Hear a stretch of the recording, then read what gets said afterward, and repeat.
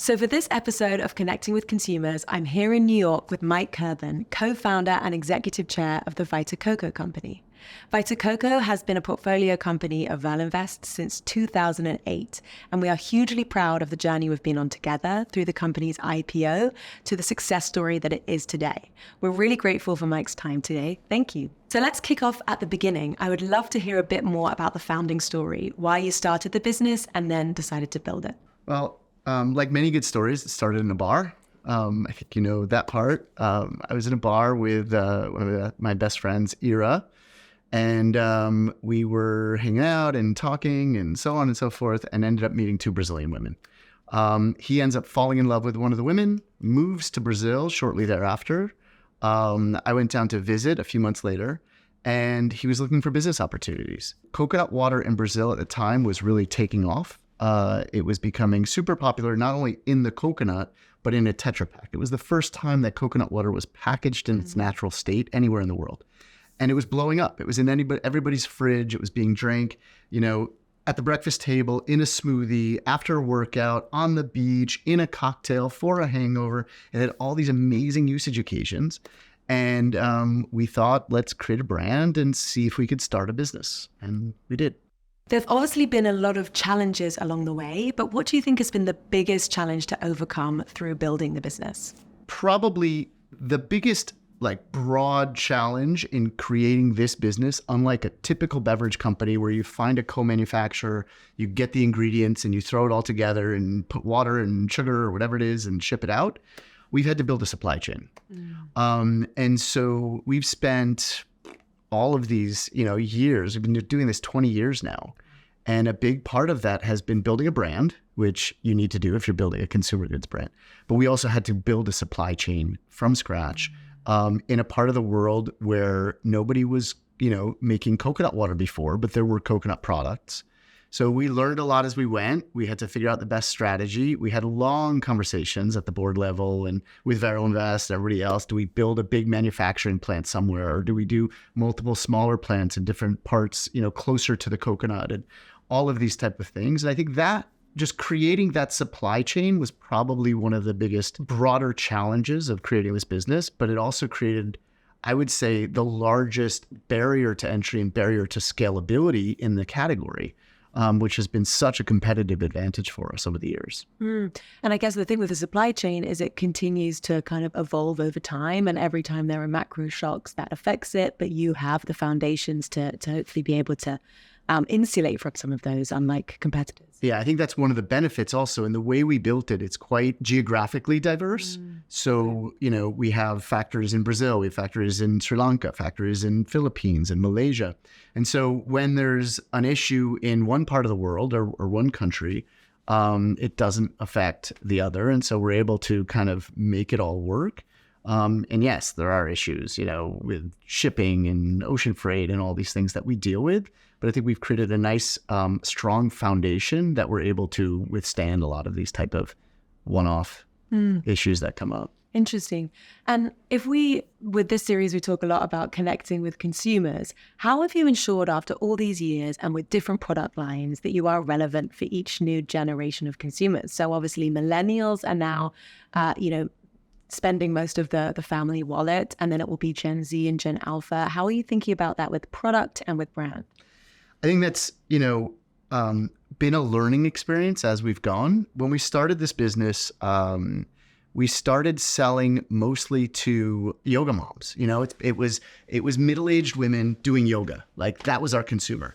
And that only takes you so far, right? There are only so many of them. There are a lot of them, but there are only so many of them. And then, we started focusing on sport, and we found that, the product worked in and around gyms and these type of things. And then about 2017 or so, 16, 17, our consumers started aging up, and we weren't getting new young consumers into the brand. So we had to kind of reinvent ourselves. And we did that through occasion-based marketing. The hangover cure started to become a big focus for us. Mixing with cocktails started to become a big focus for us. Digital and social gave us the ability to be very targeted and target specific consumers. And today, the brand is actually, the consumer is younger than it's ever been, our consumer. Okay. Our fastest growing and largest consumer base is non-white, urban, young consumers. And so we've actually changed the entire consumer base over the last 5 years, which I think has put us in a really good position to continue to grow for many years moving forward, because our consumer today is the next generation of, consumer who will be spending in the US. So for any founder or entrepreneur, it's a big decision to decide to take external capital at some point in the building journey. Can you tell us a bit about that decision-making process and how the relationship has been with Verlinvest and your other investors since then? So Verlinvest invested in this business when we were doing less than $1 million in revenue. Actually, to get the meeting, I told them we were doing $1 million in revenue, but we did $800,000 that year. So it was close enough. I rounded up. This was 2007. Coconut water was pretty much non-existent outside of New York City. Mm-hmm. We were building a brand in New York, and it was starting to really work with consumers. And I think Verlinvest saw the opportunity, recognized it was still very small and very new, but over a lunch in Brussels, convinced them to take a chance. And it's really been an incredible journey. I mean, 2007, it's been a long time. One of our earliest. One of the early investments. And, as we've built the business, I think, I've learned a lot from the different, people within Verlinvest.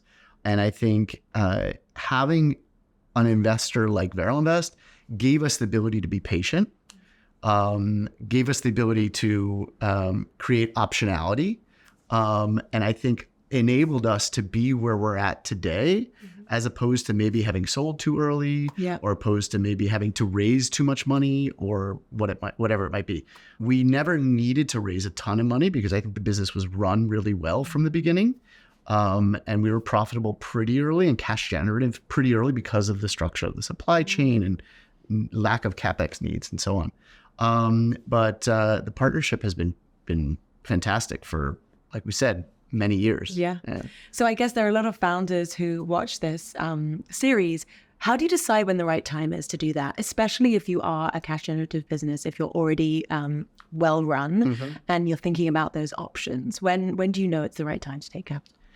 So we ran the business independently for 3 or 4 years, self-funded. Mm-hmm. And then we realized we needed to raise some capital, more for working capital than anything else. But we also realized we needed some experience around the table. Mm-hmm. Ira and I, had zero consumer goods experience.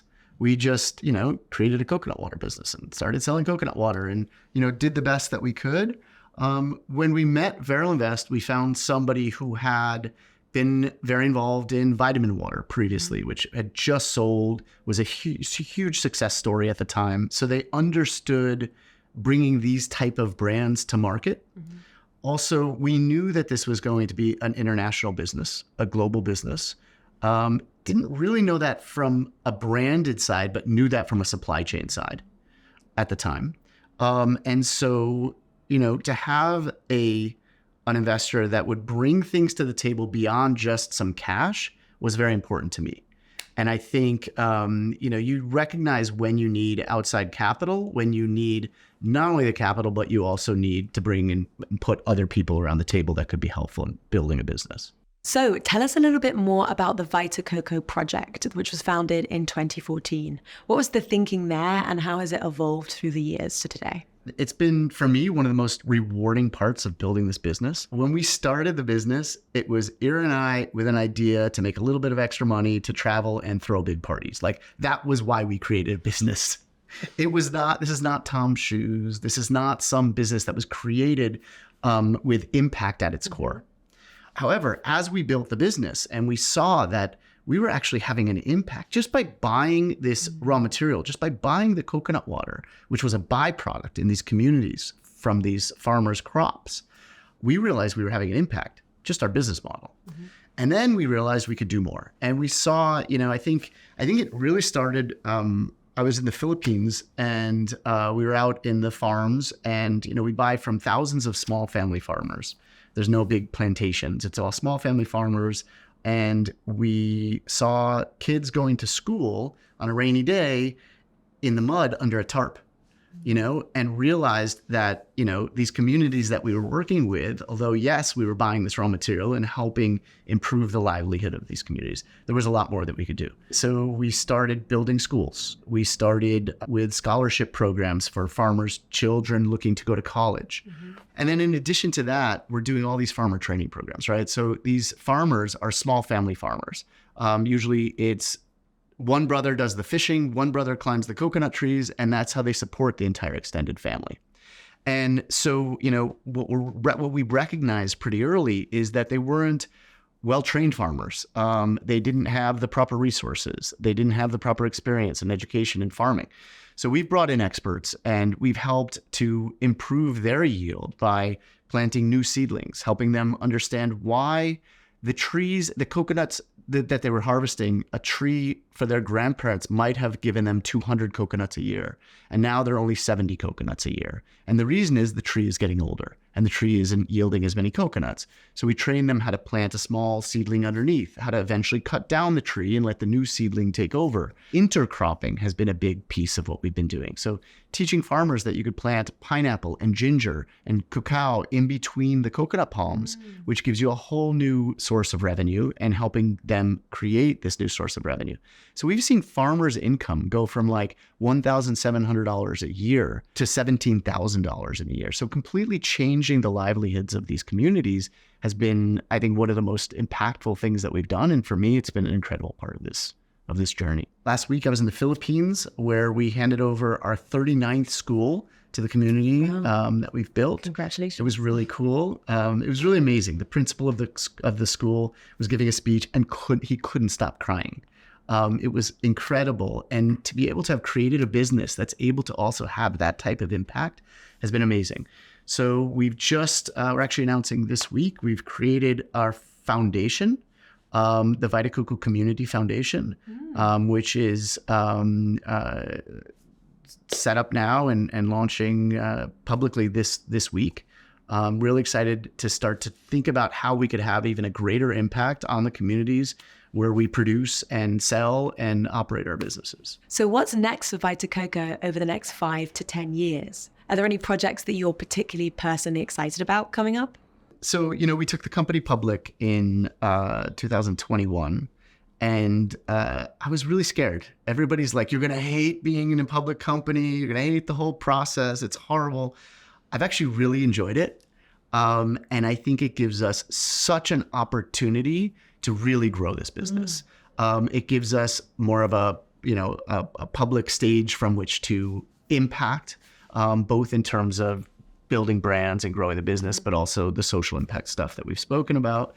And I think over the next 5-10 years, I really believe coconut water can be as much of a household staple in North America and Western Europe as it is in the tropical world. I mean, everybody in the tropical world drinks coconut water for all these different occasions throughout the day. It's so incredibly popular and it's so culturally relevant in all these communities. And I believe it could be as popular and as culturally relevant in North America and Western Europe. I mean, today, 1 in 10 households in the US have Vita Coco in it. I don't think there's any reason why 5 in 10 households can't have Vita Coco in it in 5 to 10 years. And that's kind of the objective. And to see this little brand and this non-existent category that we started 20 years ago really start to take hold and start to become a household staple is incredibly exciting. Great. Thank you so much for your time, Mike. Thank you. Thanks so much.